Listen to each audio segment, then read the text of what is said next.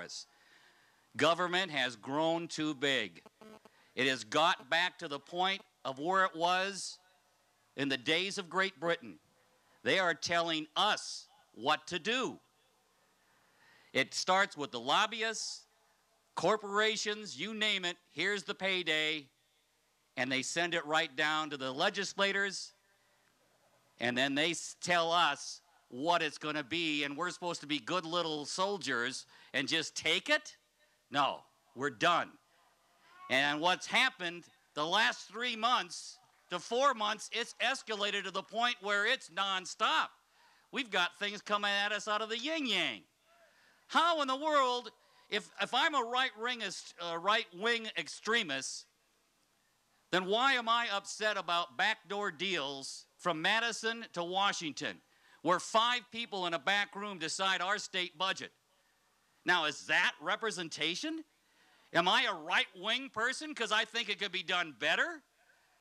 No. Washington, D.C., this cap and trade baloney. 309 pages added within 24 hours of voting. We're upset about it. We say, wait a minute. Oh, you're a right-wing extremist. Just let it happen. Well, then I'm a right-wing extremist if that's the case. Why are things being sped past us so much? You know, when I want to pull one on my wife, I'll try to here, let's just sign this, go. Because I know if she reads it, we're out. That's what's happening with the government. They're trying to fastball this thing right down. They're not even giving us a good kiss. No, they're not giving us a good kiss or dinner. We're the ones paying for dinner. They're getting up and we take care of the check, right? Right.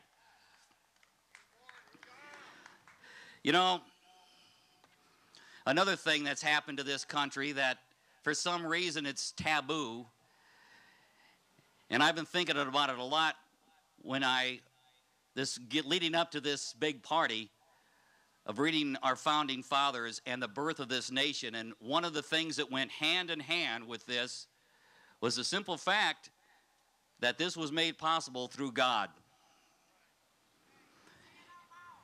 That's right. God helped make this country. And we shouldn't be ashamed. You know,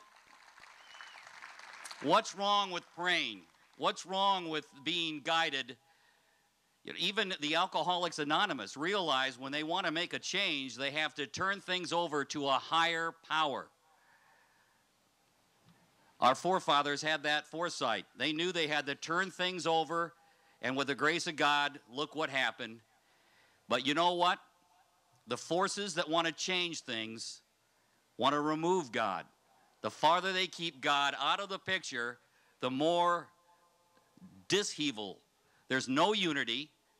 People are polarized from one side to the other, and they continue to remove it. We have to get back to the basics. Get back to the basics. I'll have these books for you.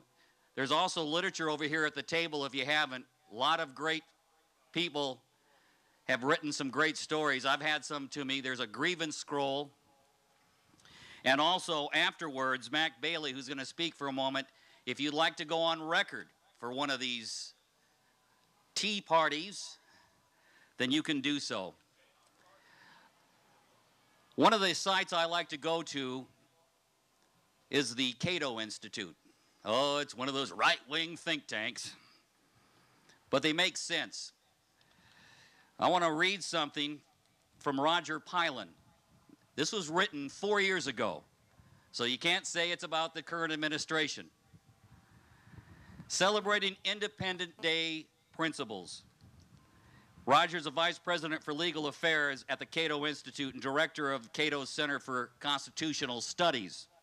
Now remember, this was 2004 he wrote this. On the 4th of July, we celebrate our nation's birth, announced to the world some, at the time, 228 years ago, through a remarkable document, the Declaration of Independence. In that document, the founders set forth both the reasons that impelled them to independence and, more important, the moral vision that has inspired us and millions more around the world ever since. Individual liberty, secured by limited government. That is its essence. Too often today, however, government is not serving liberty, but is at war with it, telling us that it knows best and it will decide for us. When the founders spoke of liberty, they meant that each of us has a right to plan and live his own life as he thinks best, to pursue happiness in his own way, by his own lights, provided that in doing so he respect the equal rights of others to do the same. That basic idea is captured nowhere more clearly than in Thomas Jefferson's magnificently simple phrase, the pursuit of happiness. Jefferson wrote that all men are created equal. He then immediately defined the equality by listing our rights to life, liberty, and the pursuit of happiness. That right to pursue happiness, which is nothing less than the foundation of individual liberty, is the key to understanding the Declaration's basic principle and our modern problem. Happiness, after all, is an individual, subjective notion. What makes you happy doesn't necessarily make me happy. You like vanilla, I like chocolate. That's what makes life interesting. It would be a dull world if our tastes were all the same. In a free society, we have the right to practice whatever religion, pursuit, whatever job, whatever product we wish, as long as we respect the rights of others in the process. Yet the more we ask government to do the same for us, the more we undermine that vision. Every time government creates a new program for our own good, it forces us all to common vision of the good. Take Social Security. Did you want to retire at 55? Sorry, too early. We've decided that you can retire at 62, but at a reduced rate. Do you want the government to pay for your child's education? Well, here's the school you have to use, the curriculum your child must study. Oh, no thanks, you say. I'll send my child to a private school instead, where you'll have a choice of programs. You still have to pay for the public system. You say you're dying of cancer, but you haven't heard of a new drug that offers hope? Sorry, it takes on average 12 to 15 years for the FDA, Food and Drug Administration, to approve a new drug for sale. We wouldn't want you to take a chance on being unsafe or ineffective.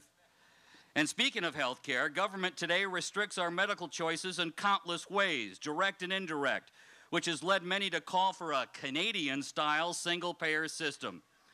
In education, at least, we can opt out of the public system, even if we still have to pay for it. In Canada, there's no opting out of the government health care system except by going to America. It's illegal to pay a doctor for more than the system offers, so get in line.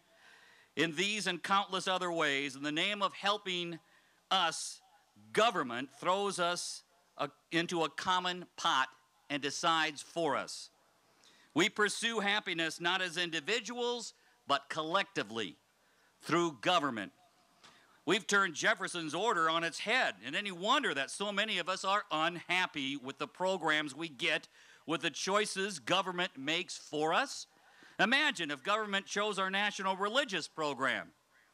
When government chooses, just look at North Korea if you want an extreme example of that. It was not for nothing that Jefferson put liberty first, limited government second, as a means to liberty. What the founders envisioned was a world in which individuals pursued happiness as individuals or as members of private voluntary associations, families, businesses, churches, charities, and the like. That world of private individuals and associations, the civil society that Tocqueville spoke of, was where most of our life was meant to be lived, with government limited to primarily securing these rights that we have and we create in the world. As we celebrate this independence together, let's keep in mind that we're celebrating our independence from overweening government, British or American. There it is. Roger Pylon. Excellent words.